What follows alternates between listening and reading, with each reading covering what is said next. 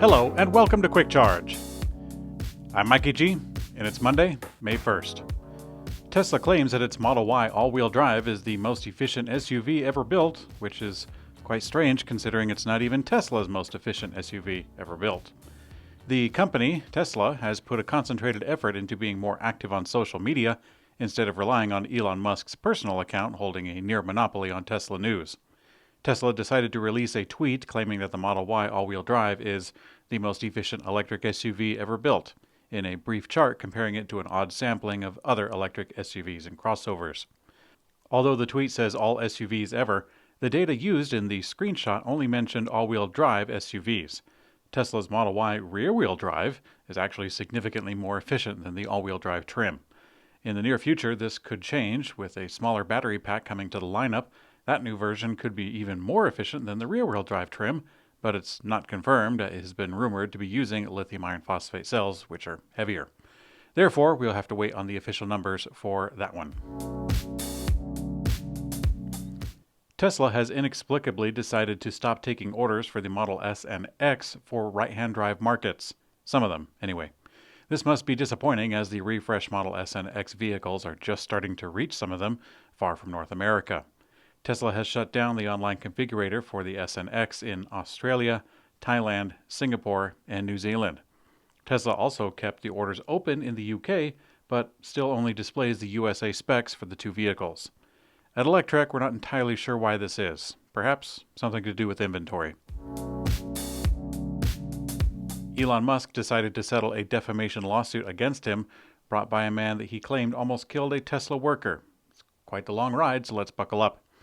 When it comes to Tesla, the CEO has been embroiled in defamation lawsuits against a few people in the Tesla short community, which is a group of Tesla naysayers, including some actively betting against the company on the stock market. One of those cases has been brought by Randeep Hathi, who was once a hero of the Tesla short community because he would often camp out outside the Fremont factory in order to try to gather some data about Tesla's production. On one of those outings, he was asked to leave the property by Tesla's security, and when doing so, Tesla claimed that Hathi intentionally came close to the employee with his vehicle. Tesla had footage of the incident, which was not made public, but Tesla showed this to the police, who determined that there was no case to be made.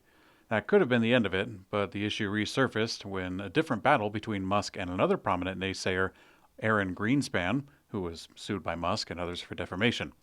As Musk and Greenspan were sparring over emails, Musk brought up the previous incident with Hathi, claiming that he almost killed a Tesla employee. Greenspan shared this email publicly, and it eventually led to Hathi suing Musk for defamation. The case, which was financed by the fundraising publicized by the Tesla short community, lasted for 3 years. Today, Hathi confirmed that Musk sent him a $10,000 settlement payment. When first bringing the case to court, Hathi claimed that he would have accepted a simple apology, but it looks like Musk either preferred to pay $10,000 or, more than likely, just doesn't trust him. General Motors is preparing to launch its new Silverado EV later this year, with plans to build a $200 million electric vehicle parts plant. The new parts plant will support the production of GM's new electric truck, which is expected to ramp up in the second half of the year. Although GM is planning to build the truck alongside the GMC Sierra at its Factory Zero in Detroit later this year, the automaker will expand to Orion as a second assembly in 2024. Altogether, GM expects to be able to build around 600,000 electric trucks annually.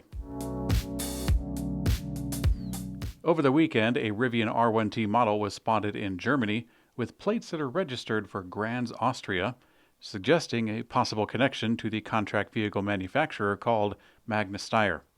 Magna Steyr, an automotive manufacturer based in Graz, Austria, is known for building parts and sometimes full vehicles for automakers such as Fisker's Ocean SUV and the Jaguar I-Pace. In March, a new job posting for a service center manager in Berlin, Germany, from Rivian, sparked the hope that the EV maker would expand to Europe. However, as it turns out, as a source from Rivian tells us, the Berlin service center won't be used to support Rivian's consumer EVs, at least initially. A recent post on Reddit from user Max3000Max showed a Rivian R1T in Germany with Austrian manufacturer's plates as a U.S. test vehicle on the back. As the user points out, Stuttgart, Germany is known for car manufacturers, auto suppliers, and other companies in the industry, so it's actually quite common to see prototypes of cars that don't get sold in that market at all. This itself isn't a total confirmation, and Rivian spokesperson told Electrek that the automaker will occasionally send supply partners a vehicle to test and evaluate. They also added, quote, "We have not made any decisions to manufacturing in Europe." Lordstown Motors is again in the news for another major hurdle as this EV brand shows signs of an unrecoverable descent. After going public on the U.S. NASDAQ exchange in 2020, Lordstown actually became a high-profile EV stock. Taiwanese electronics manufacturer Foxconn has been there to back up the EV startup several times with financial investment rounds after investment rounds to revamp the program. Lordstown has faced bankruptcy several times last year, and their stock price was low enough for long enough that it was informed that it would be delisted from the stock exchange. As a result of this, on April 21st, Foxconn sent a letter to Lordstown stating that the company was in breach of the previous investment agreement after receiving the delisting notice. Without the money from Foxconn, the Lordstown brand will surely go under as, quote, "the company will be deprived of critical funding necessary for its operations." Lordstown says that it's evaluating its legal and financial options in the event that the Foxconn deal doesn't go through. But from where we sit at Electrek, it does not look hopeful for Lordstown. Not in the least. The E-Transit Type A school bus, which Ford Motor Company showcased back in March, is now available for order from Collins Bus Corporation, one of the leading school bus manufacturers in the U.S. This bus is a Type A, meaning it's the smallest type of school bus, typically built on the cutaway van chassis. It maintains the 68 kilowatt-hour capacity of the E-Transit van, which is good, but after the uplifting from Collins, it gets to 100 miles of range.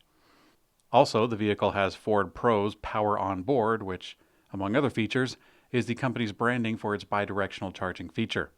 This enables some interesting use cases for school buses, which spend much of their day parked. The Cutaway itself starts at $49,575, which is about $9,000 more than the gas version, but that's before various U.S. school bus incentive and clean school bus programs kick in, which could make them incredibly cheap for school districts. In today's community comment found on YouTube, most of you wished your congratulations for our family. Thank you very, very much for that. I'll definitely be making note of this particular comment, which said that our child may not ever drive a gas car. I've thought about that many times, about crotchety old Grandpa Mikey telling everybody, back in my day we used to drive gas cars and so on and so forth. That does bring a smile to my face when I think about it. Thanks for watching Quick Charge. I'm Mikey G, and I hope you have a great day.